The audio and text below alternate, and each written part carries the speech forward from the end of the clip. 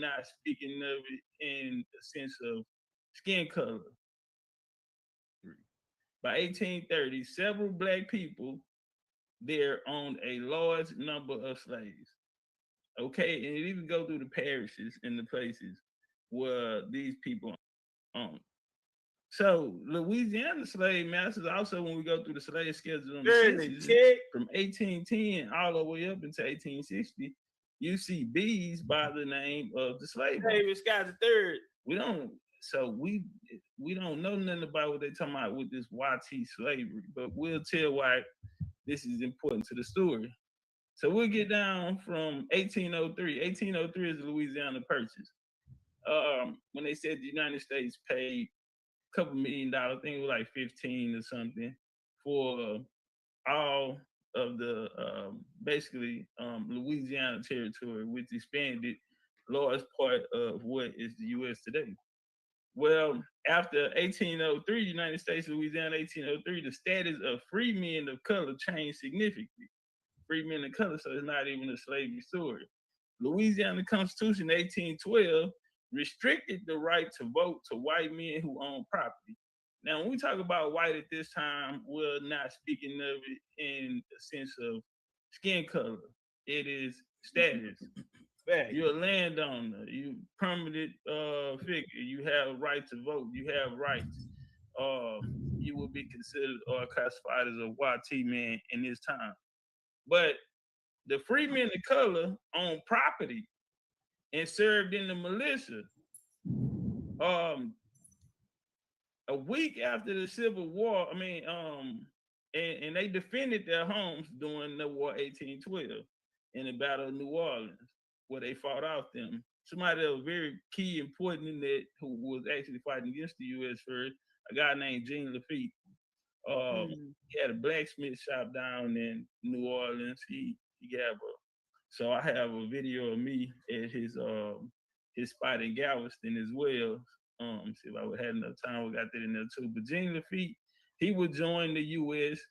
and bring in the Baratarians. He'll bring in his friends. He was cool with the slave owners. He was cool with the people that was listed as slaves, who would be American Indians. Basically, the town that's named after him, Lafitte, is, if you look it up, it was a American Indian town. Anyway, so we get down to the Civil War. When the Civil War broke out, New Orleans free men of color offered to form a military. Okay, and in the newspaper, they declared them they were prepared to defend their homes. So when a lot of people see the Confederate, they're frown upon it or feel like it's racist or it belongs to the YT man. No, we were the Confederates. We were the landowners. Why did people that look like us fight on side of or for the Confederate? Because we were protecting our home. Period. The land belonged to us. So you're not gonna let anybody come take something from you. So this was the situation. So they declared and prepared to defend their homes against the enemy. They will fight the Black Republic in as much determination and gathering as a body of white men in the service of the Confederate States. Now, the regiment is known as the Native Guards. They form their militia. It's going to be a popular picture of them. Now, history claims that these Native Guards were wealthy slave owners who were members of New Orleans upper class. And then they turn around and say, but it's not true. But they know that their story is out there. They know that those men who was protecting their land and their plantation were slave owners of elite classes. When you had Creole and you have these different class systems in New Orleans, you know what I mean? And later on it'll go by, light skin, I don't want to say them red bone because everybody loves a Louisiana red bone. All right, this the foot United States Colored Cavalry Regiment. This New Orleans. Yeah, this Civil War, New Orleans. Hey, y'all, now you had a battle of New Orleans in 1866. And it occurred July the 30th, when black freedmen were set up on a mob of white riders. Hey, so what was taking place at this time? the 13 colonies, the 13 colonies had expanded down south. My nigga, that's where you get 1803. That's where you get the Battle of New Orleans, 1812. Now we down at the Civil War. They're mostly concentrated on areas of what is called Indian Territory, or you have Louisiana, Alabama, Georgia, these places. Now, after this, you had now this body, this Union body, who's coming down from the north and the south. They are outnumbered by the locals, which would be us. So if we're voting, it's impossible for me to beat you. So they created institutions like the Triple K. We'll say that, the Klan. In the first stages of the Klan, it was people that looked like us. That's something if I would have had enough time, I would have put in there as well. I said it to say because there's Democratic and Republican situation. We had always been Republicans. Martin Luther King was a Republican, but 1860, John F. Kennedy, Robert F. Kennedy helped him get out of jail. His Irish connection and bloodline connections with them would sway him over to the Democratic Party through what is called the Civil Rights or the Love Movement at that time. In the end, he'll say he walked these people. You see this burning building, in the end, he'll say he walked these people into a burning building. Right. New Orleans, 1866, they go up. Appreciate and it's life. over a situation of these, what they call black freedmen. Well, 1867 Military Reconstruction Act came down. This, the Reconstruction, it outlined the terms, representation of rebel states, and it was required to write a new constitution, which needed to be approved by majority voters, including African Americans in the state. So they're gonna, the Democratic Party, picture with the BCU Jaguar flags on, man. With the bumping flags on, man. And Congress stepped in with the 1867 military. Now they put 5 units in martial, put the South on 5-unit martial law. You must have new elections and new constitutions. All men, including American Indians, could vote. Ex-Confederates could vote, and they guarantee equal rights for all of them, and ratify the 14th Amendment. Now, in 1874, it's gonna go up with a group called the White League. The White League were Confederate veterans. After Reconstruction, they attacked New Orleans, overthrew Louisiana government. Now, pro-Reconstruction politician named Pitt Kellogg, he was named governor of Louisiana, and his support came from the people that look like us. Well, a lieutenant named Caesar Antoine was elected governor, and it's really gonna go up. So it went up so bad that Ulysses Grant, the president, had to come and put down the rebellion. After that, the Southerners attempted to throw, white Southerners attempted to overthrow elected integrated governments and restore white supremacy under the law. Now, this is a monument that is, paid for them. This guy here, Frederick Odin. Frederick Odin, he was a white supremacist organizer in New Orleans. This is very important to the story. Now, he became known. He is the guy that's gonna create what's called. He's gonna be the president of the Crescent City White League. Very important because these are the people that's gonna come and help create what is known as Mardi Gras, the YT Mardi Gras. Well, white leagues and Democratic clubs as their own organs admitted compose the same individuals under different designations. Now, Democrat Party in New Hampshire and Texas made an immediate removal of judges and other state officials that look like us as soon as the opportunity was given. So people always say, well, if we ran this and this is true, then how did they become involved? Well, it's going to help. There's going to be a black hand behind it, but they're going to put the white face. They're going to use the YT man to keep the people that look like us out of the institutions, out of these prominent seats. So a prominent Louisiana journal came out with the YT, man, this is in Massachusetts, to talk to the colored citizens. They say white people intend to carry the state election this fall. And again, the same paragraph we read, let it be distinctly remembered that you have fair warning that we intend to carry the state of Louisiana in November next, or she will be a military territory. Yeah, they was talking greasy. So this, they submitted their platform. The Crescent City White League believe that it can and will be made the platform of the white race of Louisiana. The Crescent City Democrat Club, the White League. Now, this is who gonna pop their collar up. You also had a raid. You had the Colfax massacre. You had something called the Coshada.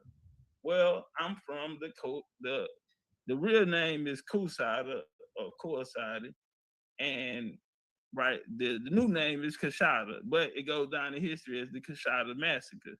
And this was attacked by members of the White League, white supremacist organization, and they an office holder of freedmen in Coshada, Red River Parish, Louisiana, where a lot of Indians were at. The White League was organized and restored white supremacy by driving Republicans out of Louisiana, murdering freedmen. Like the Red Shirts, the White Line organization, they were described as the military arm of the Democratic Party. So since they are outnumbered in the populations, they need a tool to move us out the way to attain power. But right here, you got Gashada Town, and you have, and right here, this is my second great grandma. On the oldest reservation in Texas, her family come from the Chieftain line. This is her. Now, I can just point at her and point at myself to let you know that these people look like them. They're calling them free because they're saying that these Coshada people would look like us. Well, at the reservation, the oldest reservation, same place you took that picture. When you go there, these are the pictures that they have up in the small place in the back. Okay, this chief was in the 20th century, but they don't look like that today. But I'm just showing you that the people did look like us. Now, where is all of this what's going on right now going to come from? A missionary program. A missionary program called the AMA, American Missionary Association. It was an abolitionist group. Appreciate them Protestant beliefs. They try to get the fire red. It was focused on the abolition of slavery and African American gaining racial equality, promoting Christian values. They were the most prominent in the United States through the Reconstruction period. Well, today the schools that they created will be known as HBCUs. Have y'all ever heard of HBCU? Yeah. Okay, then. Well, it comes from the AMA. And the AMA, they sponsored Freedmen's Bureau. They colleges like Fisk University, Hampton Institute, circle those because they're gonna be very important in this conversation. Tougaloo, Atlanta University, Dillard University, Talladega, Howard University. Okay? CJ, what up, family? Now, in 1866, the AMA, they founded Fisk University in Nashville, Tennessee. Shout out to Fisk. And they provided education for freed enslaved blacks. In 71, in order to raise money, they created a music group. Appreciate that love. And now the United States, the group was given the name the Jubilee Singers. During the tour, they changed their repertoire of hymns, popular tunes of the day, patriotic songs, and spirituals, which they became well known. This is gonna be our time. Ain't nobody never Hampton, told me that much love. Hampton was built for American Indians. You showed that for me yesterday. When the first Carlisle School will be the first boarding school for Native Americans. They will bring the Native Americans over to Hampton to be educated, and we were the teachers. Right here is one of the founders. Y'all see a beautiful lady, American Indian Heritage. Now, the objective was, the thing to be done was clear: to train selected Negro youth who should go out and teach and lead their people first by example as missionaries.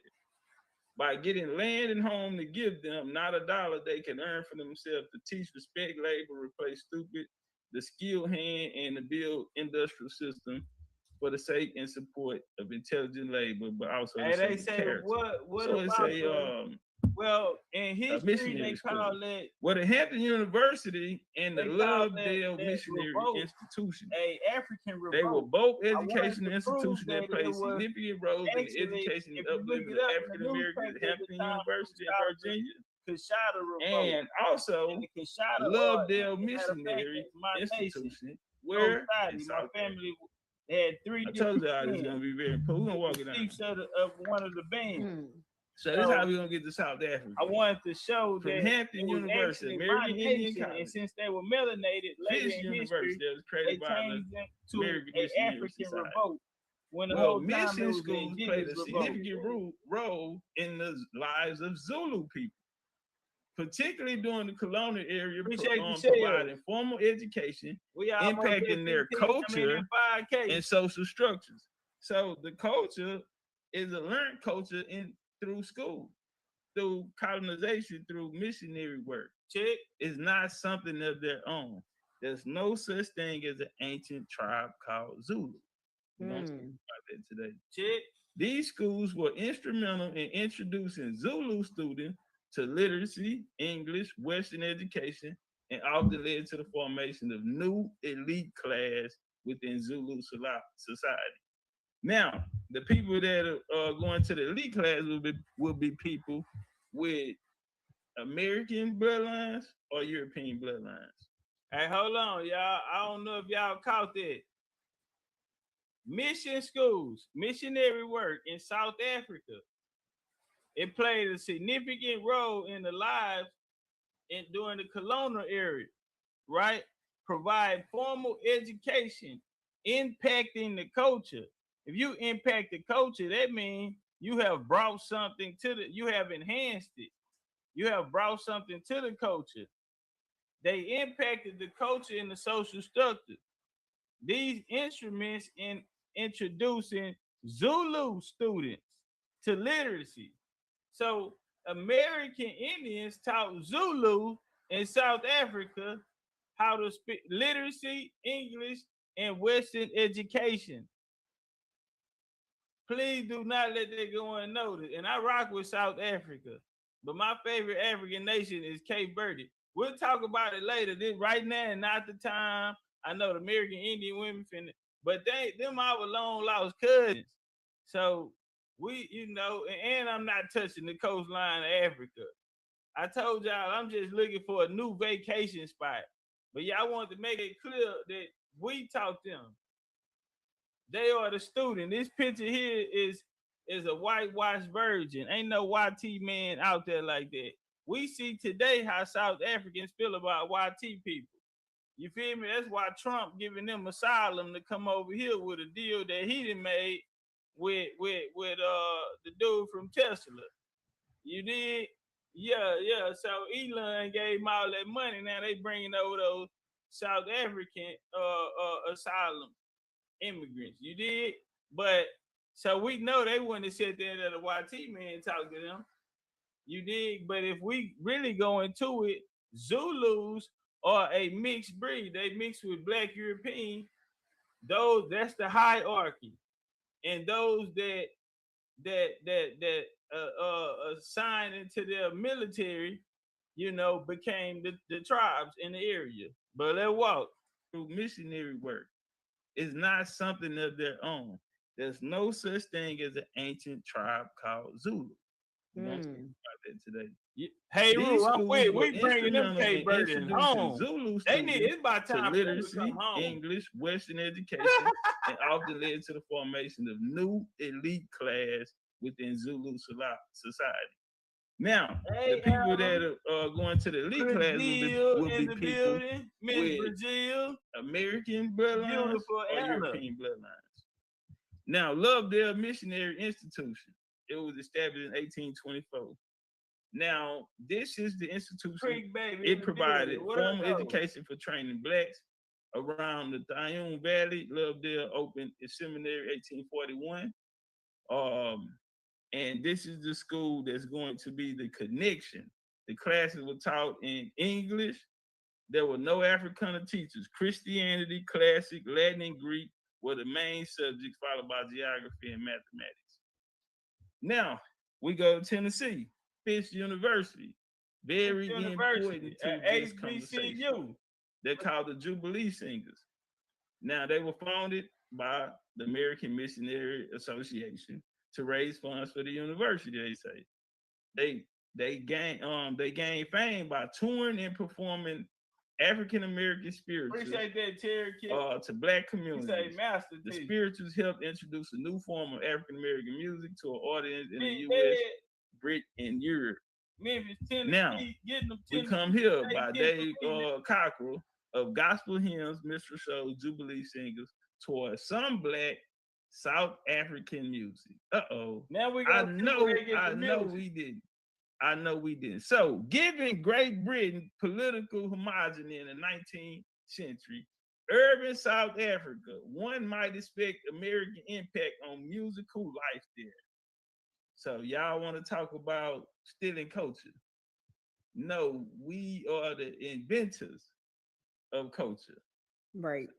And they say tap the lights, y'all need 19th century urban South Africa. One might expect American impact on musical life there to be significant. Now, British culture was dominant in foreign force, but music followed form. Yet one should not underestimate the presence and the contributions of America, who moved into the same areas even before the British. So we were there before the British. That's what they don't know. That there had been more important musical influence flowing in 19th century America still can be heard today, but the music associated with the time and country is very much in evidence, particularly among the country's black majority.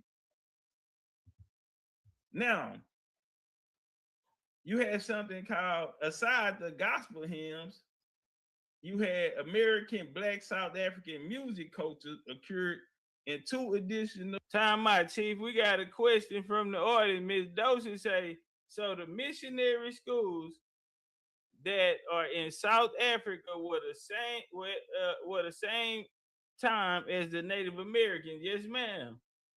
Africa was colonized late. At the time that the Civil WAR was being fought over here, they were just making a language barrier in Africa. That's why we don't see the scramble of Africa until around the age of the Dawes Act.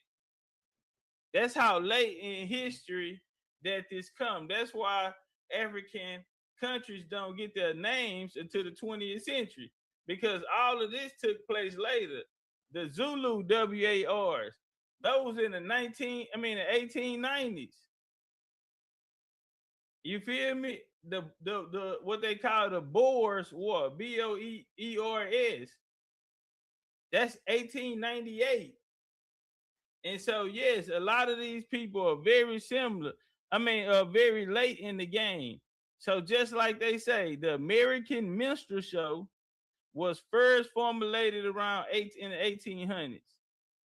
Now, what it did was they end up taking it and bringing it to South Africa before even the arrival of the British.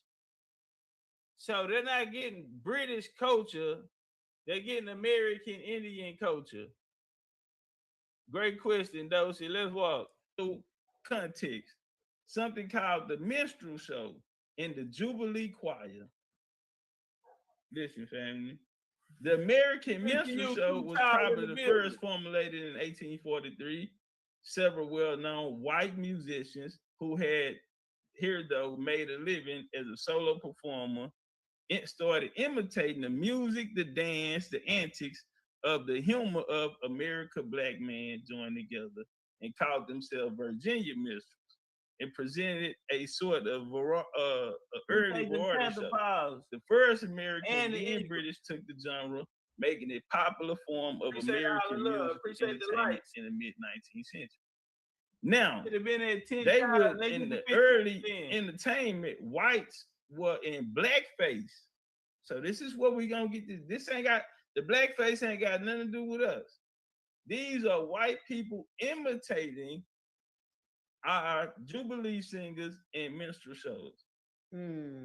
So they're gonna come in and create something called the Virginia minstrels. The Virginia And was that's going they'll use whiteface who wore additional makeup to make their red lips and their eyes, their dress sort shabby, ragged, and despite to depict Southern rural slaves, not South Africans. Check the stereotype Northern urban blacks, the troop array, and other minstrels formed the choirs and played banjos, guitars, fiddles, certain triangles, and other instruments. The same thing we see the Zulu do in their coon parades that they're saying we're copying from them. But let's walk and talk about it. Now, the genre was introduced in South Africa surprisingly early.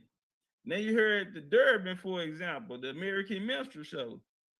It first appeared 1865, and then 1890 it included Harvard Branham Minstrel, the London Minstrel, and American Ringers.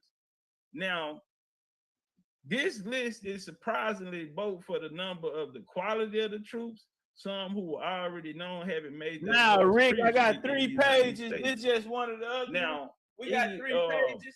we Make sure come y'all down subscribe to all 3. In a few pages, the first Christmas Cape, a motley crowd of young niggas with drums and bands, past choirs, which sounded like a blend of Roy McGregor of marching through Georgia. So they're gonna take our songs. Whenever and whatever degree the Malays observed American popular song, that fact remains that the product that they wrote, the Coon Carnival, which is in South Africa, they talking about, even its name is borrowed from the American minstrel use. Come on, somebody. Can I get an amen? Amen. That makes sense too. So the Durban, this is South Africa, audience, soon received their full instructions in spiritual. The Virginia Jubilee Singers concerts there, the choirs resulted of a movement in the United States. Now, you had a guy from Hampton Institution in Virginia. Now, his name is Old McAdoo, and his singers embarked on the world tour in 1890 and became the first Jubilee singers to go to South Africa, where they stayed for 19 months. Now, 19 months is a long time. Yeah. Long time for a nigga to get to know you. Check. So the spirituals were fine in American blacks, but not for Africans, who in their view were too close to Bush and comfort. So despite the Afro-American spirituals singing choirs, you had the Virginia organizer performed his African chord, which included 2 singers from Sierra Leone, Liberia. They toured throughout America South, performing in traditional Zulu costumes and singing American spirituals. Okay, so this don't come from y'all. In the 1930s, Hampton Institution officially associated with the Jubilee Singers in 1890. And in Virginia, you know, they're gonna come through and they're gonna bring these people from Sierra Leone and Liberia, not even from South Africa, they're from West Africa. Appreciate the and they dressed up traditional Zulu costumes singing American spirituals. Right here, family, are the Fisk University Jubilee Singers. These are the people who they're gonna take this culture from in the form of their singing and whatever. Now you had what's called the minstrel shows, like we brought up.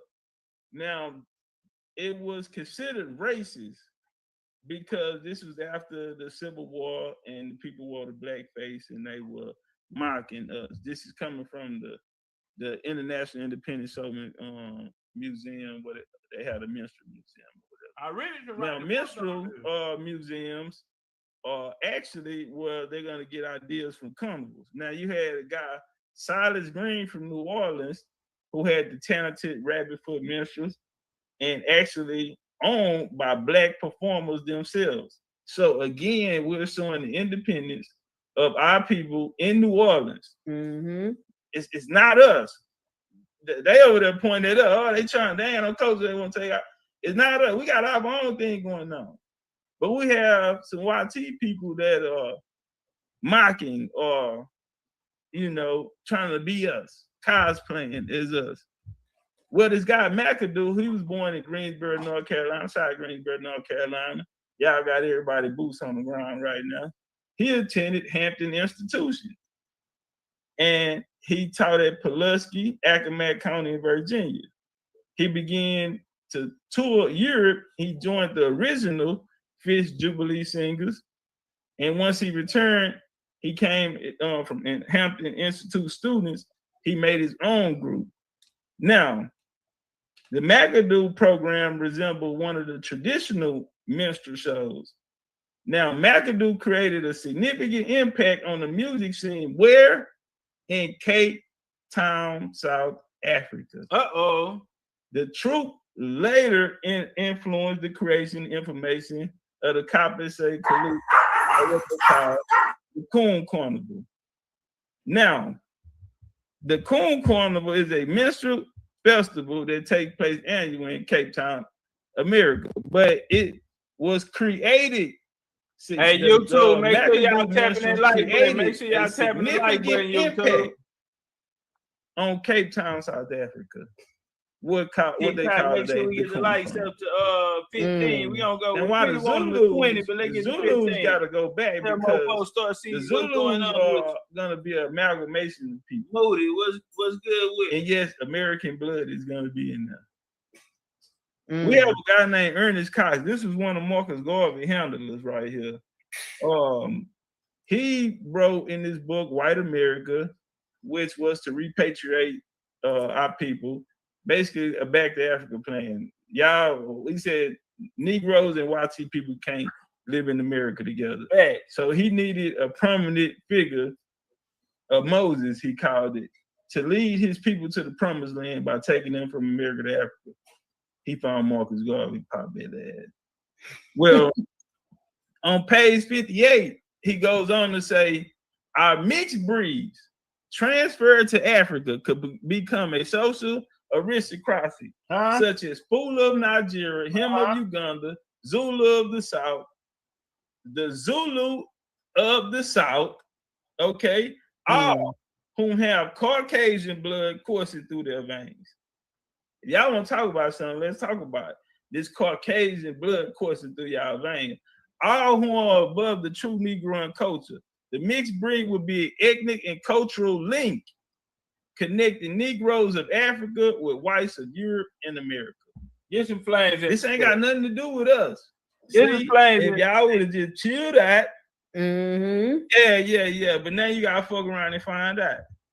I'm just sitting down on my punches now. Yeah, y'all. Americans of the South African metropolitan cities, identities in the 20th century. Now that was a bar to show that they whole existence, whole time they're implants over there. That's why them people are in poverty and they keeping their foot on their necks over there, because these people aren't indigenous to the land. They may have procreated with some of the women, but they're positioning themselves so they can take the resources. It's not a YT face. These are melanated people. And that's why we see the melanated, the countries that are being, and continents that are being ran by melanated people are in the worst condition, because it's no different than the BLK church here in America. If all of the churches around here and all the money to tithe, just 1 week of tithing will change the whole trajectory of our reality.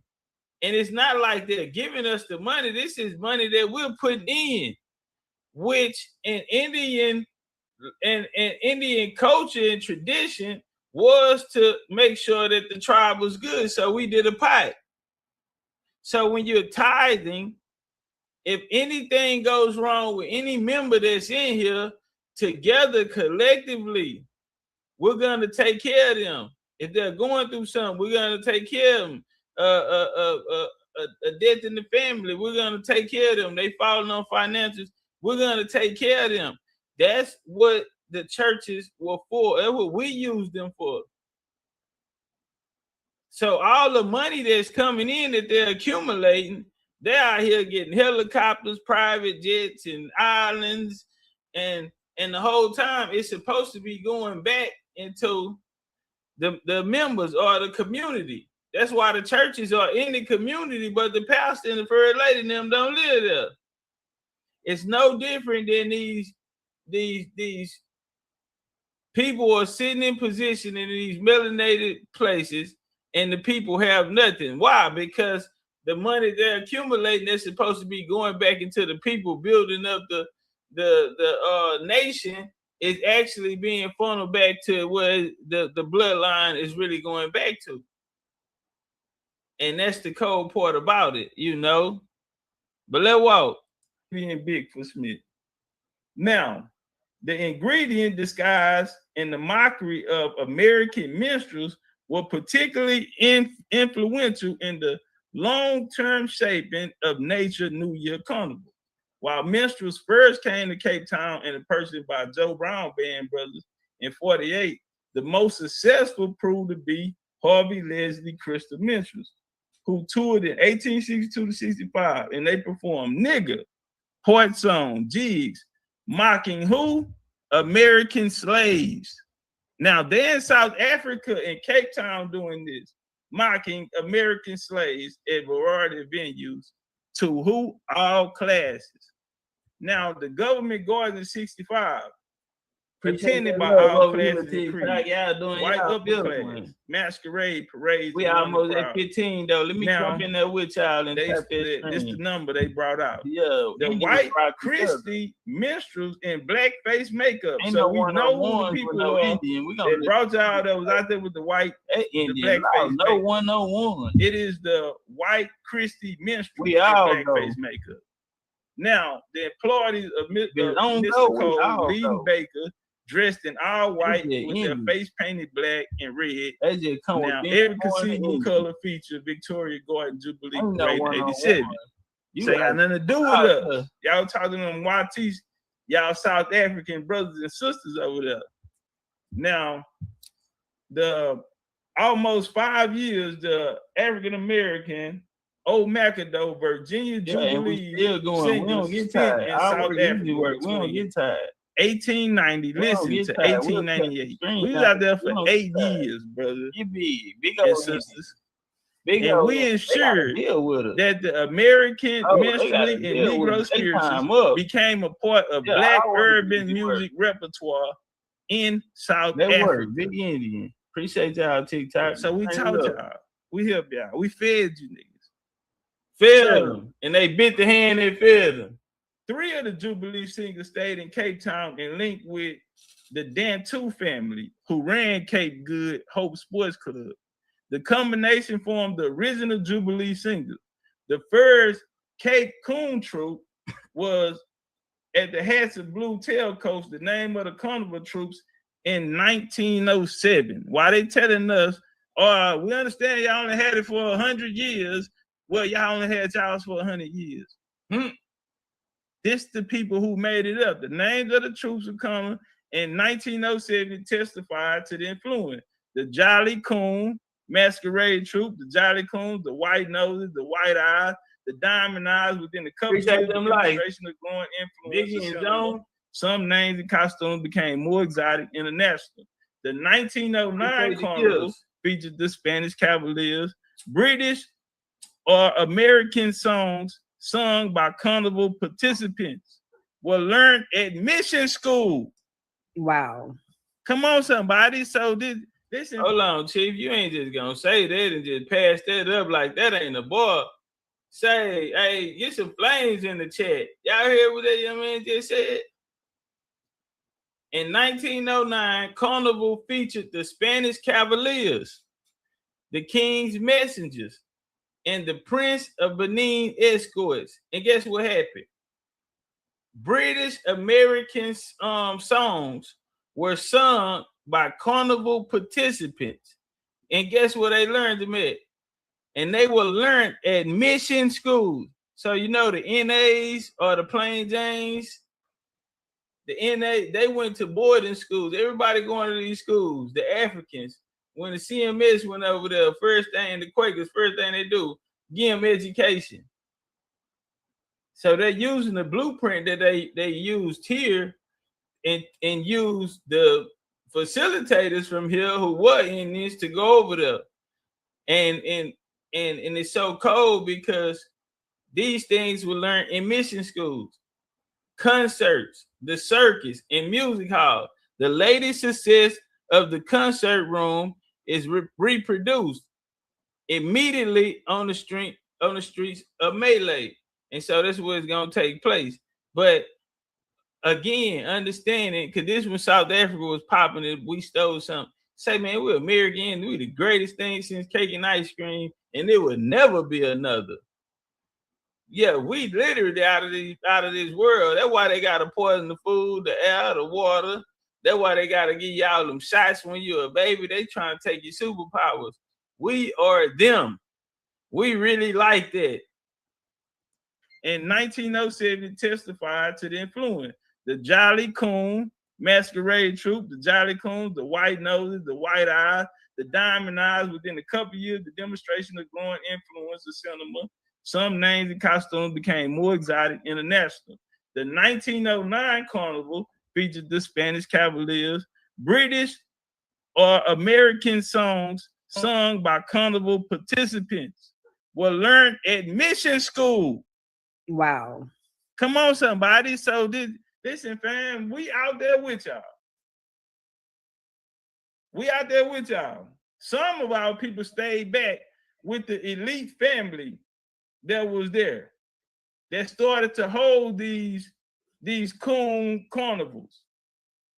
Now, the culture that was given to y'all, British, British or American songs sung by carnival participants were learned at mission schools, concerts, the circus or halls. The latest success of the concert room is reproduced immediately on the streets of Malay. So y'all learned this in school like the Native Americans learned it. Now right here, Vu, you think we in New Orleans? Yeah. We in Mardi Gras, but shit, it's South Africa. Right. And he got the instruments and everything. I mean, they got the paint, the hat. I mean, right here, where we at? Wow. Yeah, what we at in New Orleans right here? We on Canal? Yeah. Even the colors, even down to the colors. Come on, somebody. You see the umbrellas back there, huh? And the umbrellas, and look like the outfits and everything. Listen to me. To the suits. The suits, yeah. That's their king and queen? Yeah, there you go. Wow. Yeah. Okay, now, well, yeah, we were down. We in the French quarters. Hell yeah. It's that too. Nah, they on some second line. They like that for the second line. He got the gloves on, everything. Y'all about to do the second line, fam. Hell yeah. That's definitely New Orleans culture. Everything you just showed is all New Orleans culture. We in South Africa, though. They say we got this from them. They are really doing their big one. I mean, down to the colors. Now everybody know that y'all. Purple and gold. Come on, man. That mighty God. I mean, hey, you know, everybody got to get back on that one. You know, yeah. And that face paint, Top Catz, is Skull and Bones. Right. Yes. It's very similar to the Skull and Bones in New Orleans. If people know about them. Exactly. And see, I took some slides out which went into that. How the YT men, they came in their minstrel shows and they used to use the skull and bones and all of that and paint their faces like that. And even use them as instruments to hit the drums and all that. And they were mocking what they were seeing. Yeah, Southerners down here. Oh, now we back home. Now you know we at home. Now. Yeah. Oh, okay. This is how it's really supposed to go. Now we at home now. Hold on. Cause now we're at home now. This is how it really supposed to go. Wow. Now we're in New Orleans. Shit. Now we back at the highs. Mm-hmm. Wow. That's crazy. I didn't realize it was that similar. Down to the suit, the hat, everything. They just don't have the feathers. I'm about to say them feathers is a defining situation there because they ain't got them feathers out there. They ain't got the feathers. They ain't got that royalty. You know, they ain't masking beads. You know, yeah, we back. Yeah, they ain't got them bead work. They ain't got that bead work. They ain't got them feathers. But the suits, yeah, the foot. They damn sure ain't got the footwork. They can dance though. I ain't gonna lie. I put them. They ain't got it like us do. Nah, not at all. But this what they was trying to do. Because when we went back, this what they looked at like. Creed. And so, what's up, little bro? I don't even know if they understand what's going on. This is what we've been doing. Y'all got our same instruments. You know, we just watched them do the same thing. Man, I was uptown and I had this lady, she walked up on me, and you know it's going down, this super traffic on Super Sunday trying to get up in uptown. So I'm pushing through there. I ran into I wanted to put all that in there. But let's walk. So the first troops to be organized called the Dogtown Fire Brigade. This troop can be traced back to the Dantu brothers. Now, if you remember, the Jubilee singers that stayed in Cape Town, some of them, when they went back to America, some of them stayed. They stayed with the Dantu family, who were elite family there. Now, the first troop can be traced to this Dantu brothers. So, and he with the Jubilee singers. The forebearer, still active today, Good Hope Entertainment and Mystery Carnivals Association. They met members of the Virginia Jubilee Singers, a group of African-American minstrels touring South Africa, and formed what is traditionally considered as the first Cape Town coon troop. So what are we talking about? They met people from Virginia who toured South Africa, and they formed what is traditionally called the first Cape Town coon troop, the original Jubilee Singers. They soon changed their name to the Dogtown Fire Brigade. That's why y'all don't know it's us, because y'all calling it Dogtown Fire Brigade. When the following year, Cape Town Fire Chief, they ended up promoting them or whatever. But historian Nigel Warden, so they talk about the date change of it. And now, today, it is known as the Coon Carnival. As a matter of fact, the South American-born bishop, he is with the AME Church. He's the first South African AME Church pastor. AME Church come out of Philadelphia. And he waited in South Africa. Now, what he gonna do is organize a grand pageant for emancipation. And so in December, it was no longer a popular festival. He presented January 10th, 1935. That's during the New Year period. Now, Cape Town, at night, same tradition. Like I said, I'm coming through uptown. I wanted to put that part in there to show. But they talk about in Cape Town opposition dramatically. They, Spain, Trinidad example, where they had devil-like creatures hunt the first night of the carnival, chasing people through the streets, smearing dogs on them. You also had they had something following that. The coons appeared in colorful costumes, signing, satin, dancing in the new year with the energy. Let's walk. My thing is this: we've been doing this. See, they can't just point at New Orleans and say, okay, that's where it's coming from. No, homie. When you look around from South Central to the Gulf Coast of America, homie, this is our culture. This is what we do. This is how we get busy. So a list of Caribbean carnivals around the world. This is a culture celebrated annually throughout the year in Caribbean islands.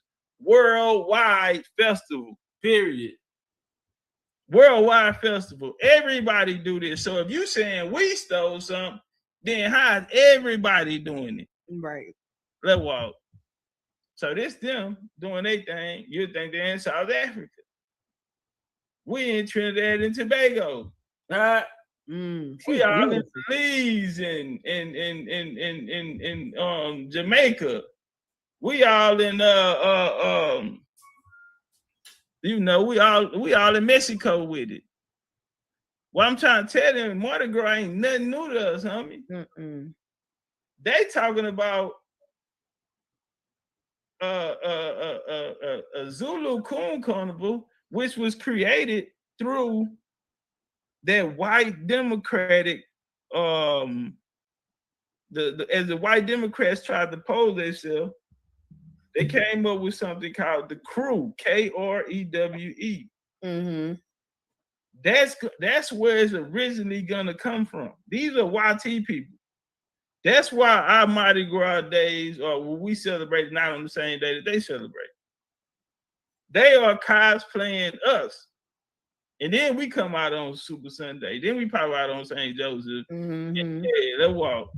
And what we're doing is celebrate the new year, bringing in the new year. That's why a lot of them are happening on the same day or around the same periods. They celebrate bringing in the new year. But Mardi Gras roots predate the French. So what did people talking about the French brought? Oh, they got it from Paris. What is you talking about, nigga? Mardi Gras roots predate the French. Many see a relationship to an ancient tribal rituals of fertility that welcome the arrival of spring.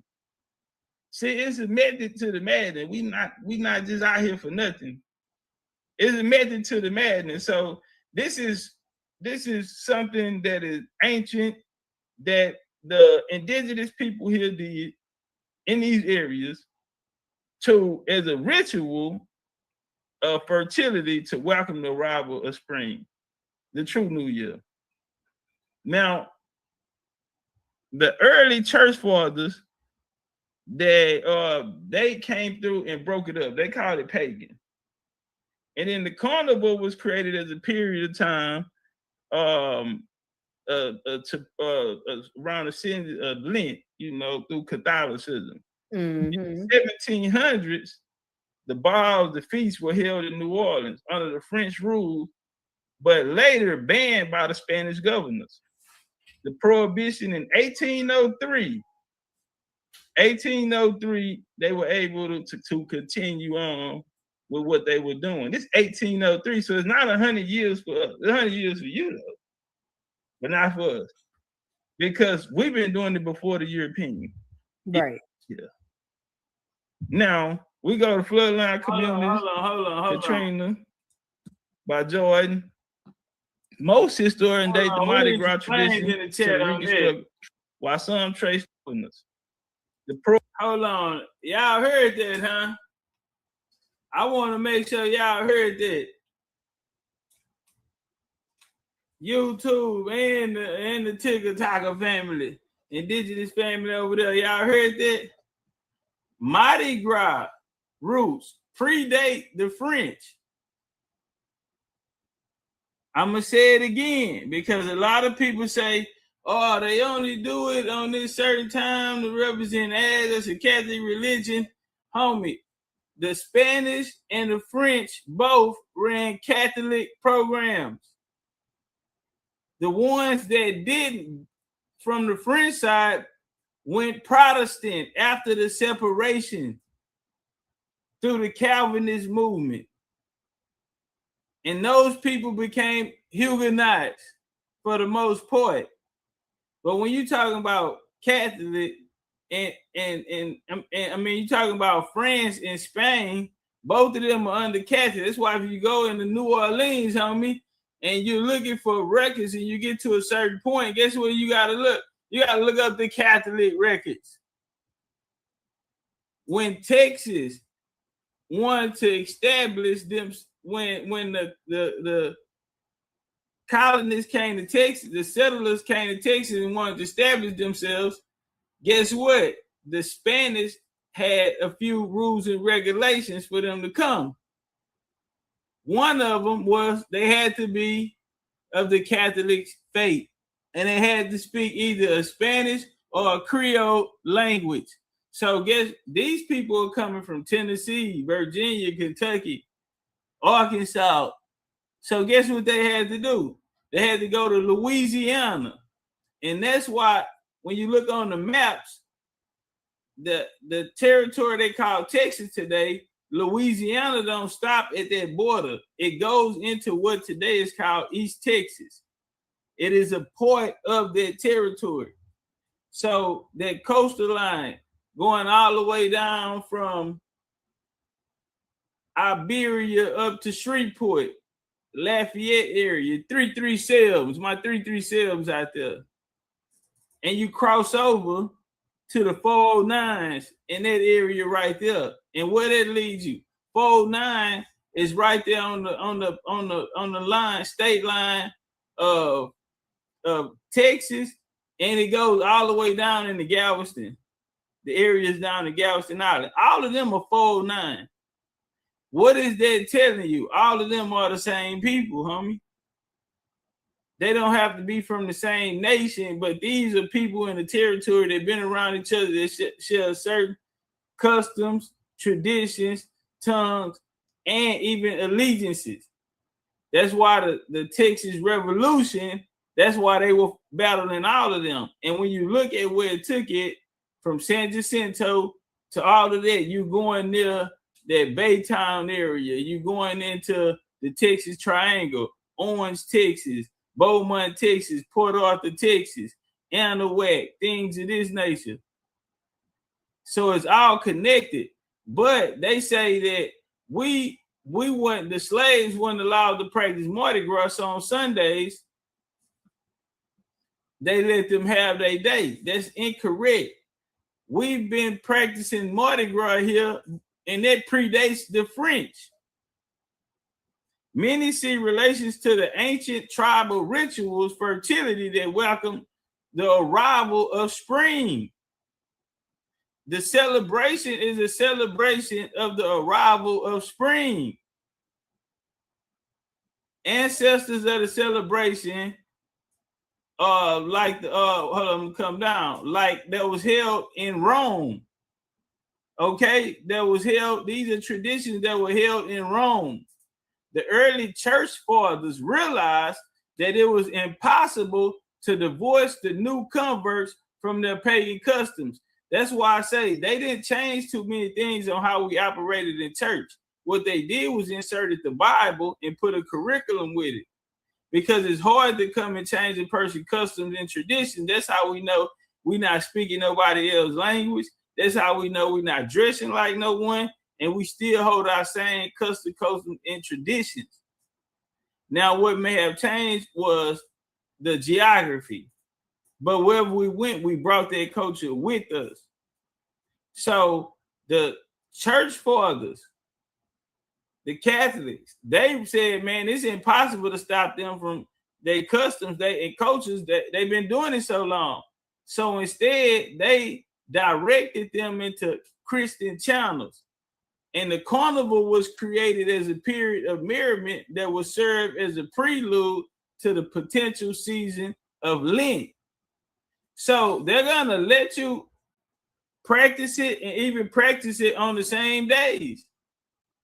They're just going to change it to something. They're going to change it from what we celebrated as the arrival of spring to something that they call the season of Lent. Now, in the late 1700s, they held them in New Orleans. Under French rule, mass balls flourished and were later banned by the Spanish governors. The prohibition when New Orleans became an American city in 1803, in 1823, the Creole populace prevailed upon American governor and balls were again permitted. 4 years later, street masking was officially made legal because what they did was, since they couldn't control or stop the customs, what they did, they said, okay, we'll let them practice it. And then they wanted to outlaw it because when you're trying to get control over a territory, and the culture and the people are so immersed in their culture, you can't change them. So they don't assimilate well. You will be able to identify whoever don't belong because they're not practicing the same cultures, and they coughing without putting their hand on their mouth, digging in their booty in public.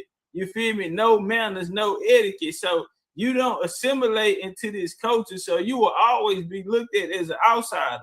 So one of the things they tried to do was, since they had implants there, was if we take the masking and we take the culture away, then we can assimilate at a faster rate. Well, that didn't work because still to this day in New Orleans, after Katrina, after everything that had happened, they are still coming out there and they still had that pride and they're still repping their culture and tradition. Now, when Prohibition continued in New Orleans, I mean, that was 1803, and then they made it legal again. But when they made it legal, that's when they came out with theirs. Okay, later they're going to create theirs and call it the real one and say, this is what we allowed them to do. Whole time it's been their culture pre-French, before they even bump into the French. All right, get some flames in the chat on there. That's some news you can use. So don't never let nobody tell you that the Mardi Gras come from there. That's why they practice carnival, not just here, but everywhere. And guess what? Everybody practices it around the same time. Why? Because in indigenous culture, it was the rituals of fertility, what they called it, which meant the arrival of spring. We are agricultural people. We are one with nature, homie. Let's walk. Prohibition in 1803. 1803, they were able to continue on with what they were doing. This 1803, so it's not 100 years for us. They get to 30,000, but not for us, because we've been doing it before the European. Right. Appreciate the light. Appreciate the. Now we go to Floodline Communities. Katrina by Jordan. Most historians date the Mardi Gras tradition to the Reconstruction area, while some trace the roots far back as the mid-1700s. Now we do want to throw in Mobile, Alabama, and South of Mobile, Alabama, because they also had Mardi Gras too. Mm-hmm. Now, yeah, they'll say they're the originators, and after the flood hit and the French moved, but that's not true because we practice it as we see before the French. So Mobile, y'all was active, you know. Shout out to y'all, kinfolk. But y'all can't take that from the NO. So yeah, we've been doing this shit, nigga, too long. Yeah, it's funny. I don't mean to cut your wisdom, but all my life I've been taught that it comes from the French and from Catholicism, and that's why it lines up. Fat Tuesdays always 40 days before the Passover, and you know, or Good Friday. I'm sorry, and stuff like that. They made it seem like the French came over here and gave it to us, but I always thought it was funny because even when you look at our talking about Black Mardi Gras traditions, it's similar to a lot of the stuff in the Caribbean, in other places. So I'm like, well, it had to be a part of it that we already had. If we still do, and our you've been there, our culture runs so deep. Like you know we ain't making nothing up. And it's my picture right here. Yeah, I took this. Yeah, like it just can't be. It's the Mardi Gras right here. St. Joseph. Now it was Super Sunday turned up. Yeah, but I feel you. And even I just wanted to get on Mobile ass too, because they gonna come out here and try to say, oh, we did it first. Hold on, say it tonight on me. Cause they saying the hurricane came and so the French moved the capital from Mobile to New Orleans. That's not what, but you gotta understand, so we were doing it before the French. So that take the French out of it and they take that bullshit y'all talking about. We can't folk, nigga. Y'all doing it, we doing it. We doing it right. Yeah, we can't. Yeah, that walk. So it's a beautiful collection of complicated intricacies. The rituals, two tribes of gangs meet in the street in full costume and challenge each other.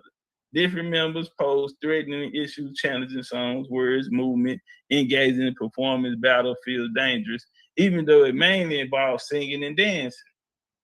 It is intense or breathtaking within the Mardi Gras Indian tradition. There's a familiar roster of songs, and people know them. You got things like two-way, pocket way, words often historical meaning, for example, reference to routes to what? An Underground Railroad.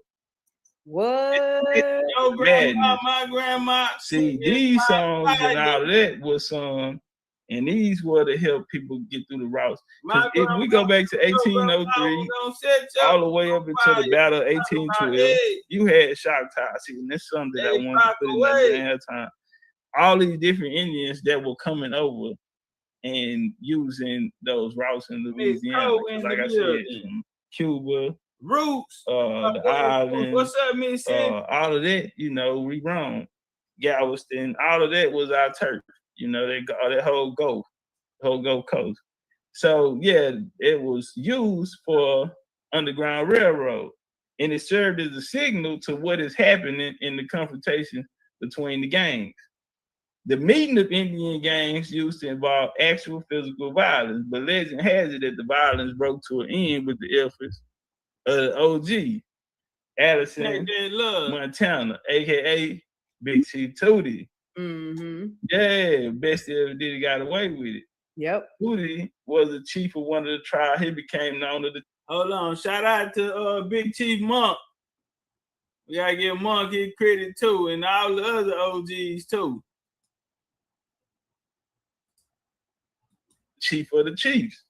And he's recognized not only for his skills at costume, his performance, but also as transformative and unifying effect on the entire community and tradition. So he came out and said instead of fighting, that he improved it to going to what seemed like our stories, boasting, relating history, context. As with New Orleans tradition, some convergent gender roles subverted the highest praise you can give a male Mardi Gras Indian is call him the prettiest. So OG Tootie came out there and said, what are we fighting for? You know, what we fighting for? It's about who the prettiest. Beat me, yeah. Beat me in the skills. You gotta talk that talk. You know, they gonna, you know, they be putting words together, you know. Yes, indeed. Yeah, so beat me in that. This is a non-contact sport. Who is the prettiest?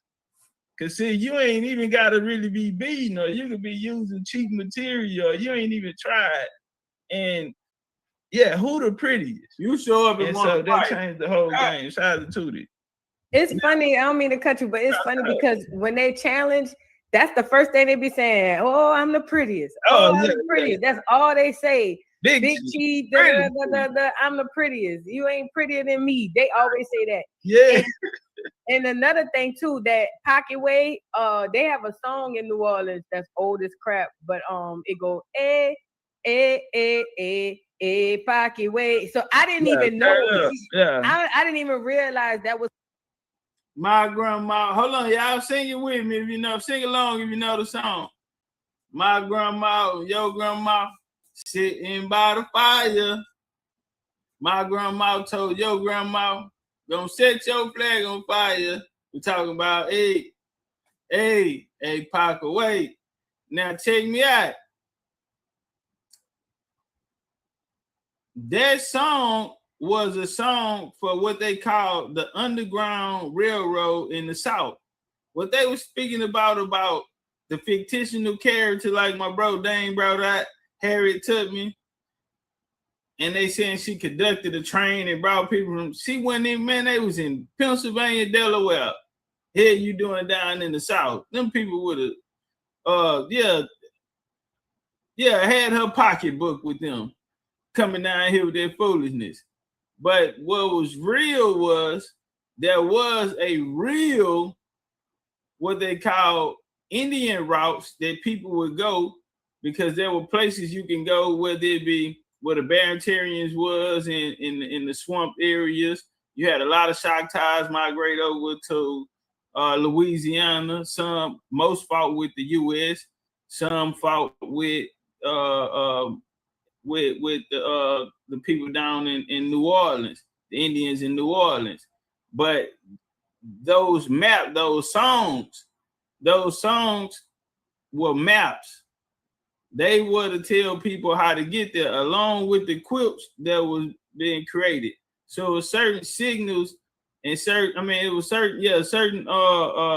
symbols that they placed on them in certain patterns, which will show you the way, what trails to take, what places that they had a perimeter set up in, and these were ways that our people moved around. So those songs like that, A Pocket Way, those songs like that were therefore those were revolutionist songs. You know what I'm saying? Those were things that we helped doing the battles. Connected to shout out to the matriarch, because that was the matriarch that came up with it. Let walk. Underground Railroad and all type of other stuff. That's deep.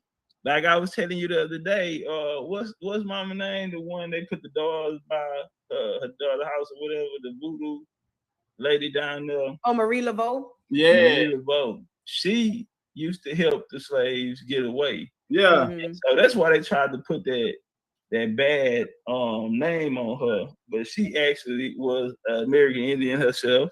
Yeah. And she helped them with the routes. And she did put that voodoo on them niggas, on them other people. Yeah. So that's why they mad.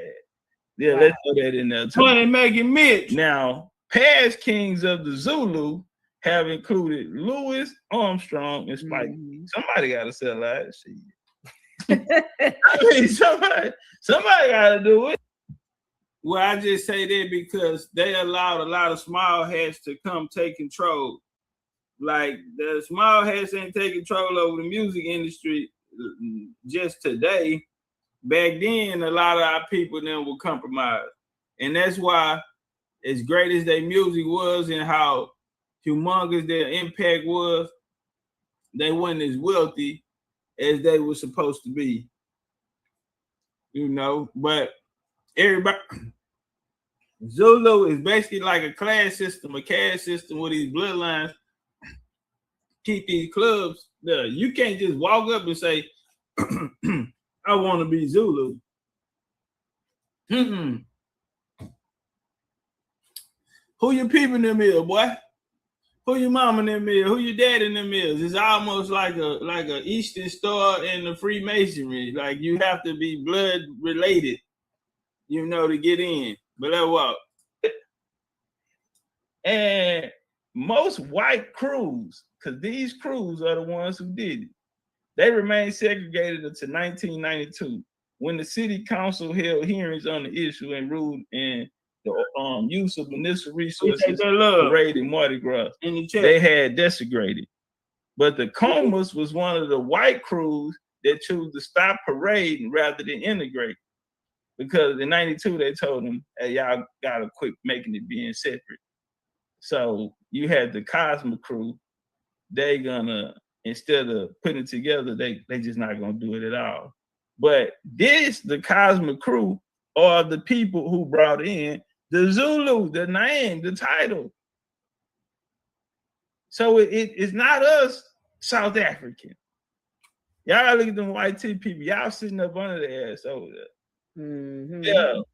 And they brought y'all there through these missionary schools y'all went through. Y'all learned our customs and traditions, something that we've been doing from time immemorial. But they can't even date it. Like I said, it's before the Europeans. So now the Commons crew still exists, although without parade. They throw exclusive Mardi Gras balls every year, in sectors of New Orleans. You had the king of the Mardi Gras is Rex, of the most white crew of Rex. And then you got the other one. Like I said, somebody got to say that. And on the other one, then they give you the Mardi Gras Zulu king. But see, you got the Rex king and you got the Zulu king. And the Zulu king gonna be, the nigga that they chose to sell out there. And the Rex, the Rex is gonna be the YT king. He's the real king. Right, because I was saying it before you came on. Rex #1 today still is all white. Ain't no niggas in Rex. They might say it is, but I ain't never seen them. I just left Mardi Gras. And on top of that, when Mardi Gras Day come, Rex go this way and Zulu go to the hood. You hear me? And which we cool with, because you know it go down in the hood. We'd rather have Zulu in the hood. Yeah. But Zulu is the original. The Rex came to write the story over it, because remember we said in the beginning that they started to cosplay them, you know, dress up. Then they even tried to go as far as to administrate laws to say that they couldn't do it. But once they seen that the culture was so prominent and the people was gonna do it anyway, they said, okay, to get ahead of this, we'll create our own organizations. We'll try to bring in some of their heavy hitters to go along, you know, to put a face on it and establish ourselves as exactly what they're doing. And once they did that, that's why they wanted to keep them separate. Not every Zulu king is in cooperation with them, but a lot of the Zulu kings do hold bloodline to people that did sit down and were aware of the true reason why that sector was created, and it was to undermine the true traditions that was taking place down in Forest Carnival, so on and so forth. Rex go that way by the convention center, and Zulu go back to the hood by the bar. Yeah. So it comes from the crew, the comers. And since, you know, like I say, the Rex is the real king. It's just like the Masons, because they're gonna also be a part of the Knights of Columbus. Now you have a black sector to the Knights of Columbus called the Knights of Peter Clavis. A lot of people in New Orleans, Knights of Peter Clavis is, we had the early migration of the Catholic Church, Knights of Peter Clavis, and the Columbus. They're gonna send a lot of people from New Orleans to Houston, and they're gonna come to Fifth Ward, Houston, and they Asheville Gordon, Jensen Drive.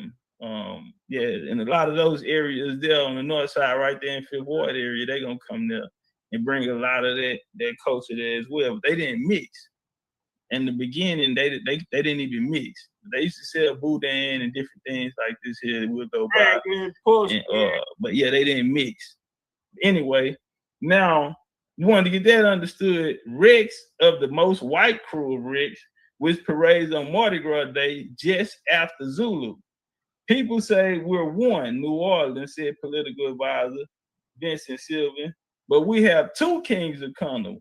Take away King Zulu or King Rex and see what happens. So they're establishing that it is two different ones.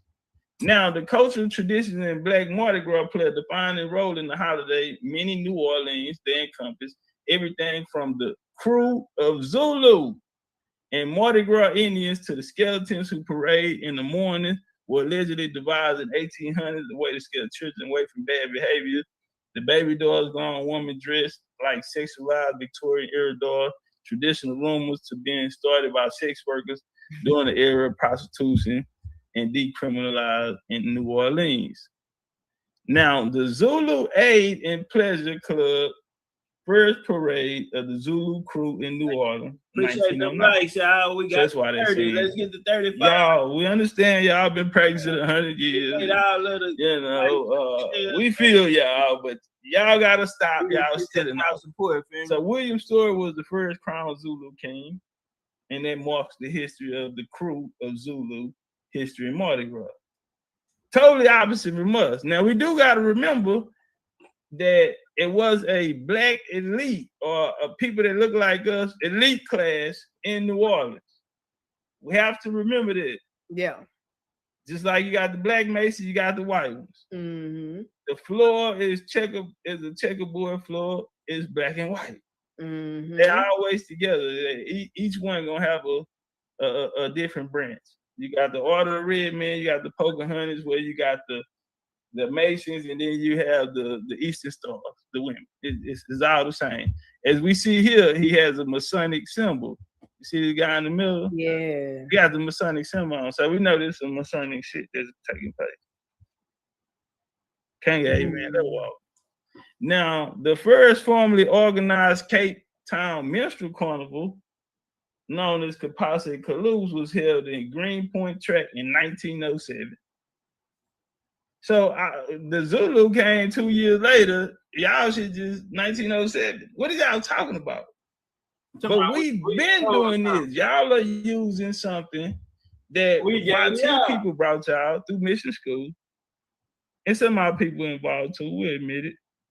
But y'all took this on the culture. So right here, this is a magazine from them. Cape Town Minstrel Carnival, celebrating how many years, boo? 100. And how many years they said we had it? 100. Oh, okay. But the fact that they even using the term minstrel should be enough to tell you that it's coming from us, because the minstrel shows and stuff came from over here. It wasn't over there. We took it there. We see who took it. We naming names. The Cape Town Minstrel Carnival of Kapase Kaloops evolved from celebration of enslaved community, and tell them about McAdoo. And it was inspired. Can you read this for me? I don't want nobody to say. Where you at? It was inspired. Yeah, turn up. Wait, I'm trying to. Okay, okay. Let me go back. January 2nd, and was inspired by American minstrel shows that visited the Cape.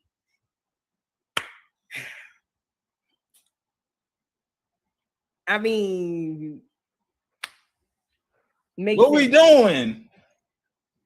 All they had to do was chill, you know. Y'all chill, relax. It's okay. Mm-hmm.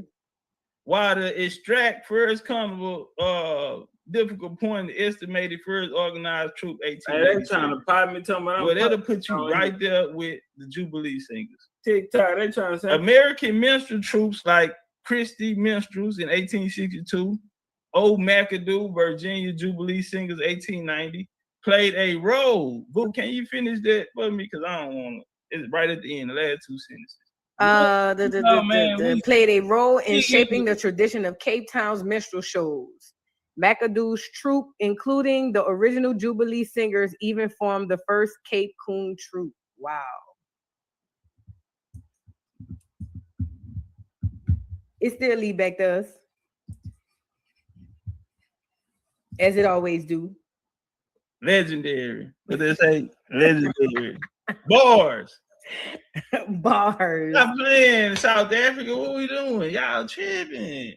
It's just crazy because once you start digging into Africa as a whole, you realize a lot of them places we got grandparents older than a lot of the places and the cultures that they claim to have in Africa. You know what I'm saying? Not all of them, but in a lot of them, you know. And it's crazy because I felt like they just needed a reason to have beef with us and get on here and say all that bullshit. Yeah, nobody like us. Nobody like us. No, they don't like us. They act like they like us, but they don't like us. But they acting like we about to stop doing Zulu because they feel some type of way online. Yeah.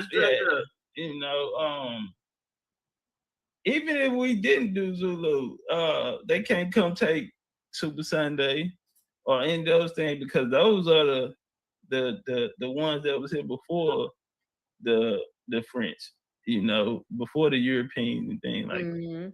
Now the Mardi Gras, as we see coming from the crew, now they tamper with that. You know what I'm saying? That's the baking soda in the dope. But when, you come like you say in the hood, you got like St. Joseph, it's going down in different hoods. You know what I'm saying? Yeah, might be under the bridge. You know what I'm saying? Type of shit. Yeah. So,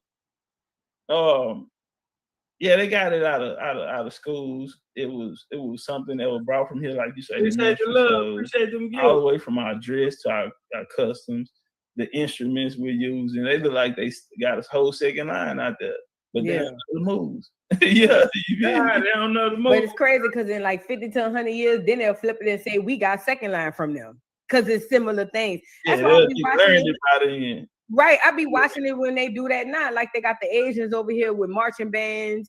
They got them over here with doing hip hop and all that shit. They already had them at the Olympics doing breakdancing. You know, they rewrite history all the time. They rewrote that shit like, oh, it really started in fucking bullshit Japan. You be like, what? Yeah. That's crazy. Yeah, and I didn't realize that culture was so similar though, as far as they bands, they outfits. Like, only thing they're missing is them feathers. Ain't no feathered animals over there in South Africa. Yeah, but they got the, you know, the skull and bones. They got the instruments and you know, hopefully, you know, we get this video out. Y'all make sure y'all share this video, clip it up, put it on X, TikTok. Make sure y'all clip it up to let them know that we big bro and big sis. Yes. And daddy. Shout out to Big Chief, legendary Big Chief Top Catz. His Cash App is pinned to the top of the chat. Y'all make sure y'all show the brother some love for coming over here and spreading the knowledge, because I learned a crap ton and I'm from New Orleans. But even us in the city, we get skewed like information when it comes to like the history and all that stuff. Because I always wonder, like, if we paid homage to Native Americans, what are Native Americans at? Because I ain't never seen no Native American in New Orleans. Coming out for their credit saying, hey man, I'm the nigga who helped. They want to raise their hand and, you know. Nah, for real, yeah. That was my kinfolk. They always saying African slaves ran and lived with Indian slaves ran and lived with Africans. But the cold part is, still to this day, we haven't had one native chief come out and say, hey, look out, fam, that was me and my family and my tribe that helped out. Nobody came out and said, I need my credit because I'm the guy that they talking about in the story that helped these Africans run away and let them join our tribe. We ain't heard nobody come out and say it. But they steady bringing it up like it's some truth to it. Cold game. You know, hopefully, you know, we get this video out. Y'all make sure y'all share this video, clip it up, put it on X, TikTok. Make sure y'all clip it up to let them know that we big bro and big sis. Yes. And daddy. Shout out to Big Chief, legendary Big Chief Top Catz. His Cash App is pinned to the top of the chat. Y'all make sure y'all show the brother some love for coming over here and spreading the knowledge, because I learned a crap ton and I'm from New Orleans. But even us in the city, we get skewed like information when it comes to like the history and all that stuff. Because I always wonder, like, if we paid homage to Native Americans, what are Native Americans at? Because I ain't never seen no Native American in New Orleans. Coming out for their credit saying, hey man, I'm the nigga who helped. They want to raise their hand and, you know, it was me, that was my kinfolk. Nah, ain't nobody said nothing. So then when we look on the slave schedules, on the census and the slave schedules in Louisiana, slave masters, all of them have a B by their name. Yeah, all of them have a B by their name. The first slide told you Louisiana was full of black slave masters. So let me ask you a question with that. These black slave masters, were they like the Kunta Kinte beating your slave master, or was it a status thing as well? You know, they were landowners, they were plantation owners, they were into commerce and trade. You know, it was work. As we see, once you know, they've been brought over the coolies, agents and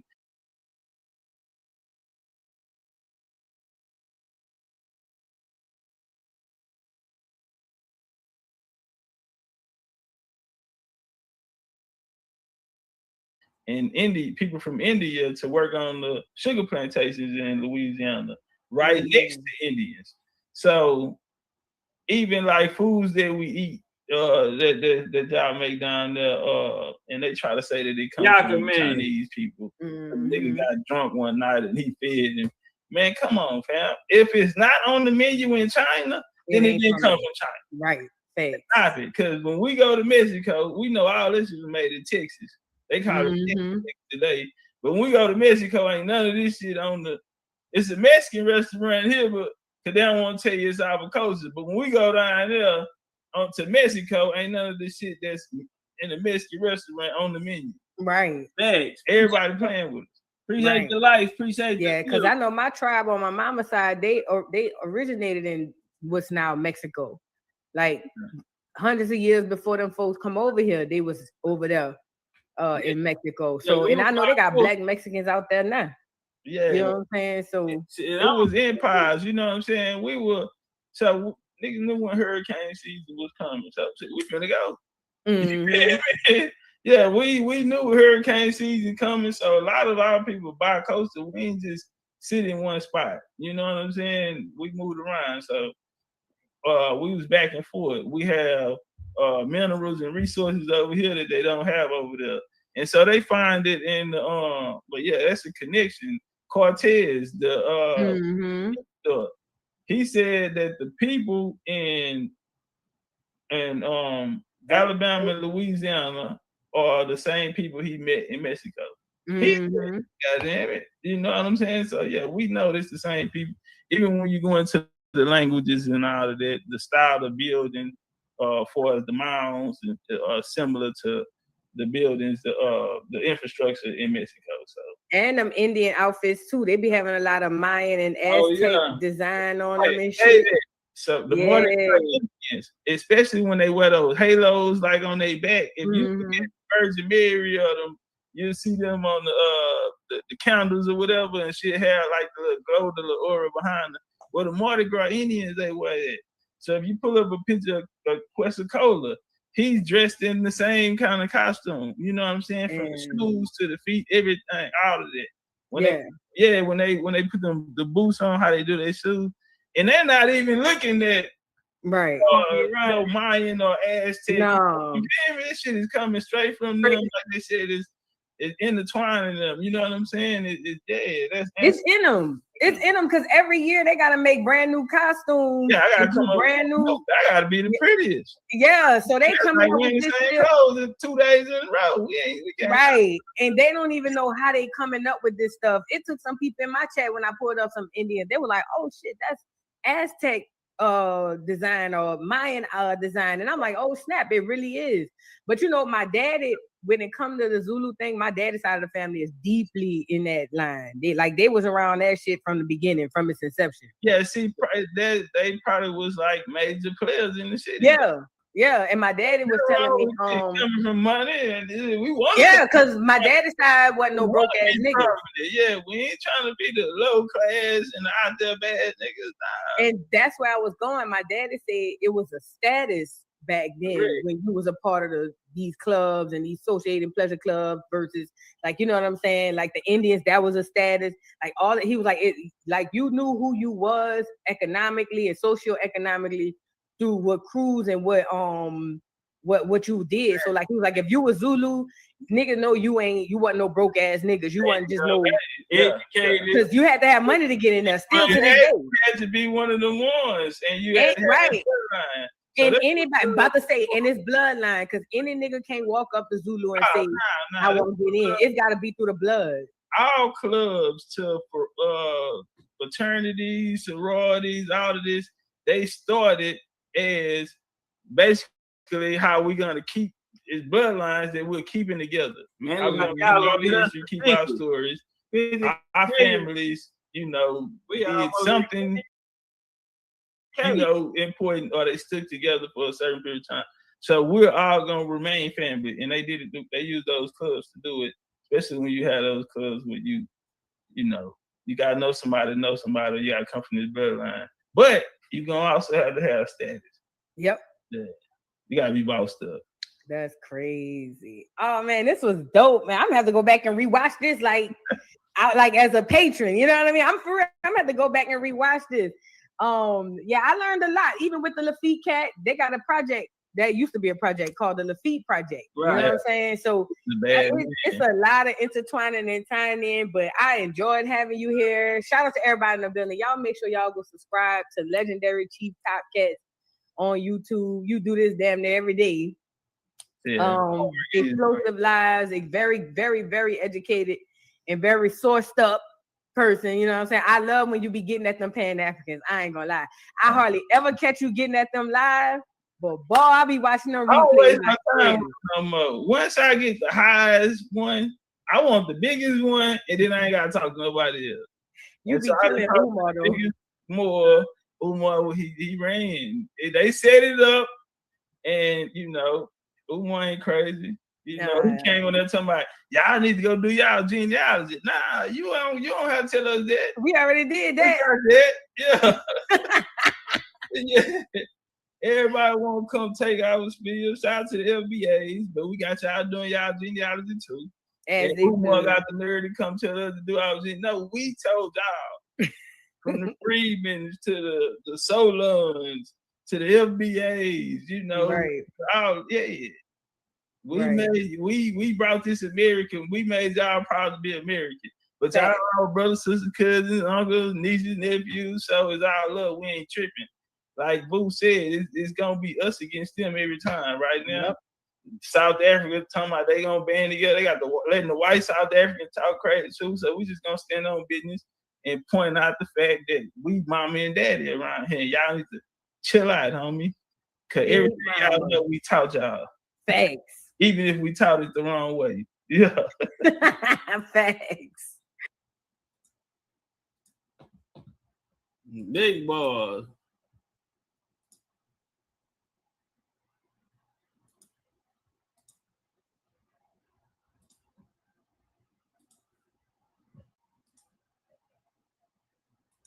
You know, important to us connecting back with our family. I'm an author. I have 2 books. I also have 2 children's books as well. And I've been doing this here. This is my 4th year, so I'm still a baby, you know. Them ladies over there, they ain't playing, boy. They will eat your lunch over there, everyone boy. Understand that we all have a story and that we all come from somewhere. Hey, that boy, them ladies over there ain't playing. Very beautiful skin he had, boy, I tell you. But me, myself, I'm Jesus, side of Indian. On my mama's side, we was always raised in Cherokee. We have family in Texas since 1836. We came out of the Indian Removal Act in Alabama. And hey, who the other 6 people in there? I see Catz. Who the other nigga that's still in the family? Chief Mingo actually assisted in picking the location. And so I come from the teacher line of the society. We still have our land down there. And like I said, on my mom's side, I have Cherokee. That's what's up. I didn't know you were by way of Alabama. I know you big Texas, but I didn't know it was by way of Alabama. That's dope. Yeah, Alabama. I got Louisiana roots, you know. Yeah, I know it. Yeah, I'm from Texas, so you know we all got Louisiana roots, you know. Yeah, that's what's up. So Big Chief, Top Catz in the building.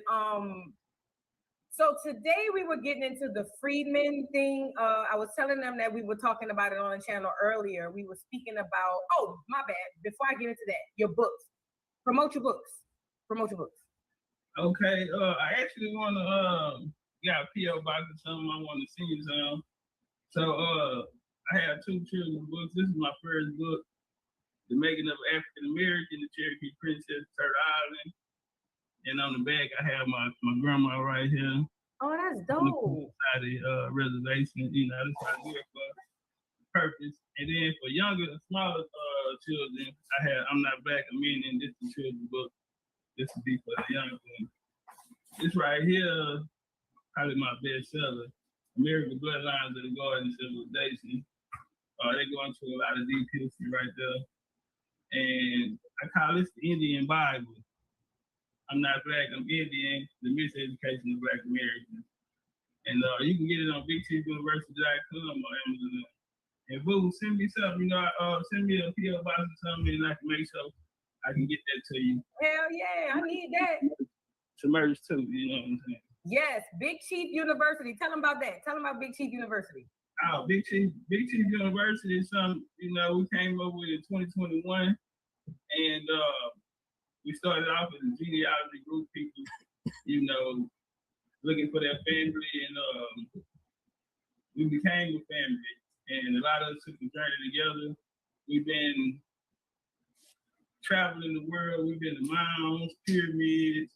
I mean, everything you can think of. So we've done over 15 group trips, and me myself, I'm on my 29th solo tour. Just going around and documenting a lot of the history and telling the story from an Indian perspective or from our perspective. Gotcha. Do me a favor, put your whatever website it is for your books. If you could put that in the back chat or put it in the chat and I can pin it, just something so people can know where to go pick up your stuff from. Okay. It's simple. BigChiefUniversity.com. All right, one of my mods, can y'all catch that? BigChiefUniversity.com. Pin that, put that in the chat so I can pin it, and we'll be able to go check out the books and the merch and everything. Appreciate the likes, y'all. Appreciate the likes. We almost at the Freedmen thing. So what I was telling the people on the live was FBA is battling with Tariq Nasheed, obviously, with Luke, with the foreigners. You know about it. You talked about it a bit on your channel. And what's happening is you got a lot of people that are trying to step in on the reparations movement that the FBA movement has. And with that, it's causing a lot of strife because FBA is saying, listen, we are our own thing, we only dealing with us. And then these other immigrants are coming and saying, but we all the same. So with that being said, I was talking about how words matter. And like, if you say African-American, that includes anybody from Africa residing in America. FBA, I was going down the terms and somebody said freedmen. Now I agreed because I thought that freedmen was more distinctive than any type of Black American. But you were telling me that there's a group of freedmen. Can we talk about that a little bit before we get into the bill? Yeah, the freedmen, the group. You mean the historical or the people today? The group, before we get into the historical piece, because I didn't know anything about them. Sorry.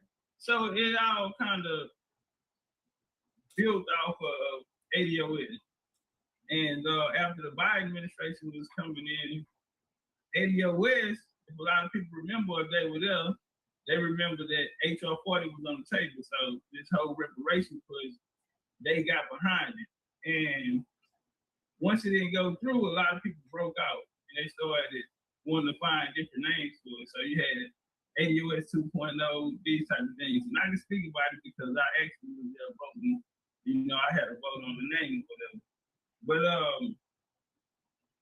in 2022, they came out with the freedmen. And that was a lot of people, like I said, that was coming out of the ADOS movement. At that time, you had FBAs, but FBA wasn't, you know what I'm saying, what it is today. So once a lot of them heard my message, you know, they got into their genealogy and they kind of fell on the Indian side. So if you look at any of them, their foundation of points was from America because HR 40 was designed for Africa. You know what I mean? So in the 80s, in the 1980s, a lot of people, you had these Black farmers and they were looking for a claim because a lot of land was stolen here from the 1860s on up. And in 1989, they came out with HR 40 to study reparations and what it would look like. But it never had anything to do with coming out of the boat. It actually had something to do with the land that was taken from under our feet. So for 40 years, they went on. Then we had this group called the Freedmen, who were Camilla, shout out to Camilla, you know, me and Camilla bumped heads a lot, but she ended up being the president over the committee of AB 3121 in California for reparations. So the Freedmen took a lot of the foundations that we spoke about and they came. Now what helped was the diaspora war, because at the time they were having diaspora war, they were having wars with Africans from overseas. So they're telling us how African they are, but the Africans, you know, the Africans was, you know, basically having authority over them because they knew nothing about Africa. And I kind of took advantage of the situation because I understood that the Africans weren't gonna let them in, and I wouldn't let them in America. So, yeah, what's your tribe? Who your family? And their claim for as a reparation claim in ADOS, well, that's a legal matter. So if you're saying you're American descendant of slaves, because at first they were saying they were African descendants of slaves. But when I asked them who is the African, what plantation did you come out for, nobody knew anything about their family. So they were using terminology like lineage, but nobody had no recollection of their lineage. So if you're gonna have a claim and go in there, you're gonna need some evidence. And so now when you look at the reparation movement, you hear everybody speaking, they're talking about genealogy. They're not gonna say my name at the time, you know, I was probably like my what's up, bro? We already on. You know, a lot of them had large platforms, but AB 31 did go through, and it was lineage based and not race, meaning everyone black can't get it. You have to prove what actually happened to your family. So that's something that they adopted from us, the Indian side. Also, they adopted the culture and the history of the Americas, and that was as they were having the wars with the African wars, whatever. And so the freedmen, they took the political route and basically tried to be like the Black Caucus back in the civil rights era. So a lot of you know, I don't have nothing bad to say about you know, that was the past, but yeah, they did start a movement, but their foundation was based off of the message that came from me. Gotcha. And that ain't me tooting my horn or none of that. No. From their side, who actually, you know, said that. Man, look, when it's true, when it's facts, it's facts. A person could look at it and be like, "Oh, you feel like you didn't." Man, facts is facts. Yeah, so you ain't gotta sit up there and be like, "I ain't trying to do my own." If it is what it is, it just is what it is. Yeah, you know, the game that I gave them, you know, I wanted to help them. You feel me? So yeah. Gotcha. So let's get into the freedmen. Coco. Let's get into that. Coco. French Coco. You want to do a little talking and then them hard eyes down there. Okay. So coming into the freedmen, this whole freedmen. Hey, hold on, y'all, before we bounce out. Coco, y'all still coming to Mexico. If y'all coming to the pyramid tour with us, please get at least half of y'all registration took care of, because I gotta pay the bills. I gotta start booking now. So when I book, the amount of tickets is a certain amount we have to get so we can go private tour. We want to go private because we want to control what we can control. You feel me? We're not trying to go to no play Mayan towns and watch nobody play Mayan and feed us unseasoned chicken off of a open fire that they didn't lay some logs down the bill. We not trying to do that. So yeah, man, we had 2 people pay their registration yesterday. We had somebody come through and do half. And when was that? Friday or Saturday, Morton. We're gonna have Morton, my Texas Indian LDBC bro, the party called the Bay. We got Ori coming out of the Bay. Man, we got Dame coming out of, and shout out to Dame in the cash up. Dame coming out of VA and a host of others. So we need 7 more Indians.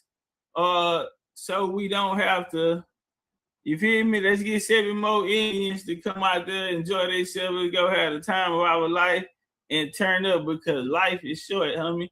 I just lost a close family member last night, you know, and that hit me real hard. But man, I'm here, and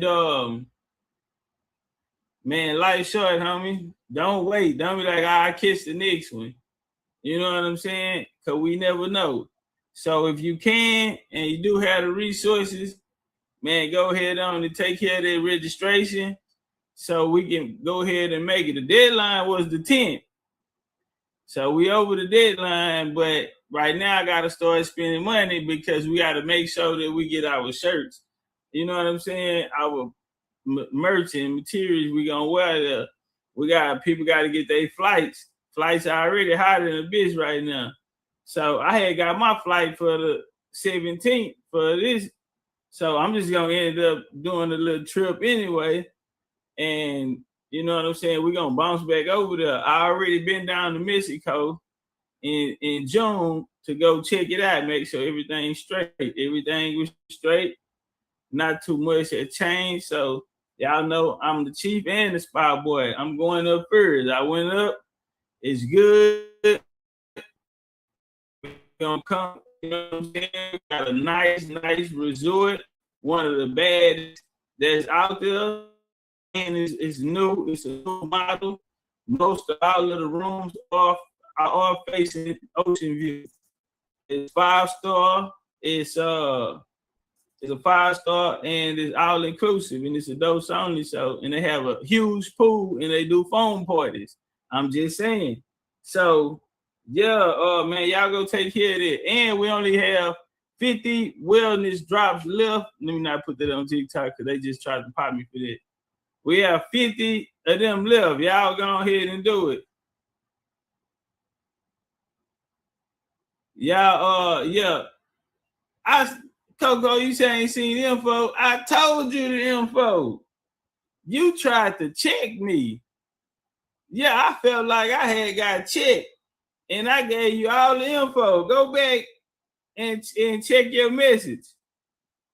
Go back and check your message on the app. I didn't even, I was typing and you had hurt my feelings so bad, I had started talking. So if my voice cracking up in there, I was a little emotional for how bad you talked to me. That's really what was going on. Mama Mia say the dates is August the 14th, that weekend. So we even pushed it back with some of our Indians had already booked and they can't get out of it, so they got to go without us. So I'm saying we need 7 Indians. We really, we need at least 1 or 2 more men because it's damn near a girls' trip. Most of everybody that paid, booked, they didn't call and said, hey, man, what's the resort? I need to go and take care of my business. I can't keep waiting on y'all. You know what I'm saying? Morton hit me. I hollered at him about it. Shit, Morton paid right away. I told him, hold on, man, let me see what's going on. He shot the money in. Y'all know Morton. That nigga live in the gated community. Nigga drive a Range Rover. I'm talking about a brand new Range Rover shit. You know that big money ass nigga. It's a lot of big money Indians around here. But I'm saying we need 7 more people to come. You feel me? But man, we're gonna enjoy ourselves. We're going to go see Eshell. You dig? So y'all get ready to ride the go-kart. Morton, your ass driving the go-kart. Last time we went, Sword was driving. And I had a souped-up kart. And I popped the wheelie and Ebenezer and them almost fell off the back of it. I said, oh, I can't do that no more. Now, we're going to enjoy ourselves. We're going to the club. We ain't going without, because the last time we was at a cartel walked in on us, in the section we was in, they put a space up.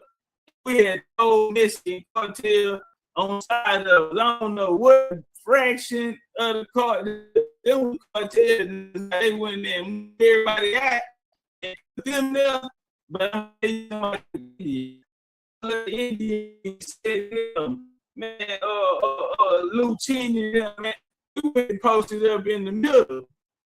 You feel me? While the Jaguar women was throwing hands on the couch, but that ain't nobody's business. That ain't nobody's business. Not drop down these along